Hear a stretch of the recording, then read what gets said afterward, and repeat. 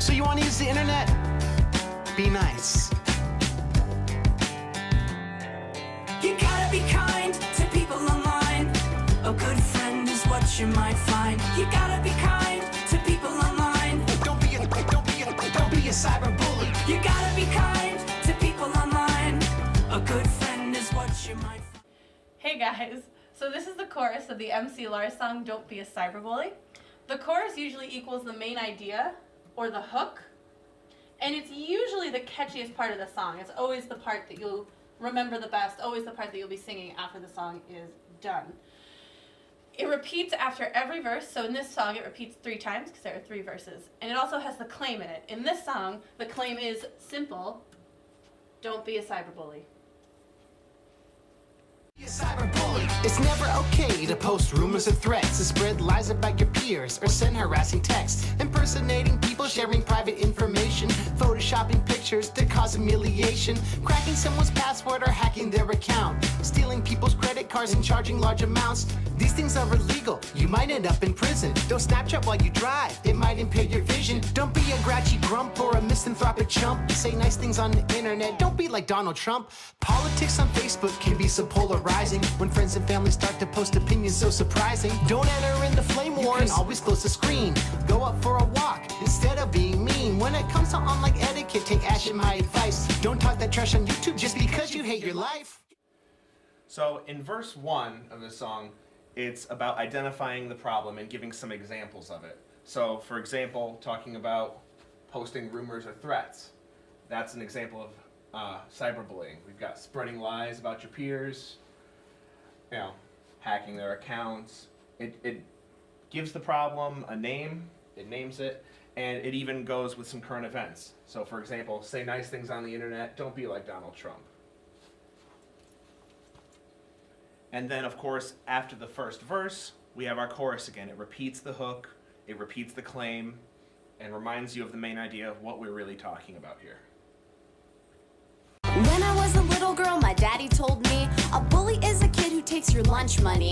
Looking at my screen, I miss the good old days when you could see a bully coming and walk the other way. We're living in a world where we're epically connected to mean tweets, live feeds, rude comments on Reddit. We could all be nicer. I think we're well aware, so I've developed a list of kind things you might share. A selfie of you hanging with your grandparents. A status about how a seed grows when you plant it. Beautiful landscapes, sunset photos, water refracting light twice, double rainbows, poodles and tutus dancing on their hind legs, a mountain lion and a dolphin making friends. First Sunday of May, a nice shout out to your mother. College ball, half court, buckets at the buzzer. So this is verse 2 of the MC Lars song, and now the main theme of this verse is how the singer kind of misses the old days, and she also gives positive solutions to cyberbullying, such as a selfie hanging with your grandparents. How can you not like that? Beautiful landscapes, and making a shot at half court just as the buzzer rings. Positive solutions instead of the mean tweets that they referenced earlier in the verse.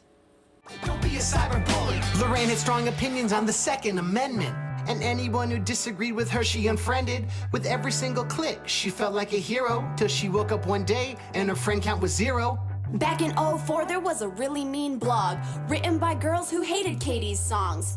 10 years later, they couldn't get tickets. Her show at the Garden sold out in 2 minutes. Sam was from LA, trolling every day, telling girls on Instagram that they should watch their weight.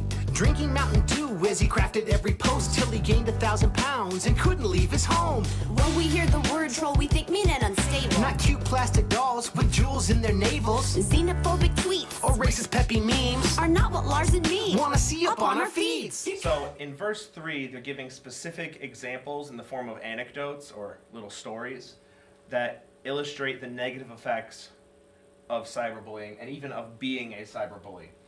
So here we have Lorraine had strong opinions on the Second Amendment. Anyone who disagreed with her, she unfriended.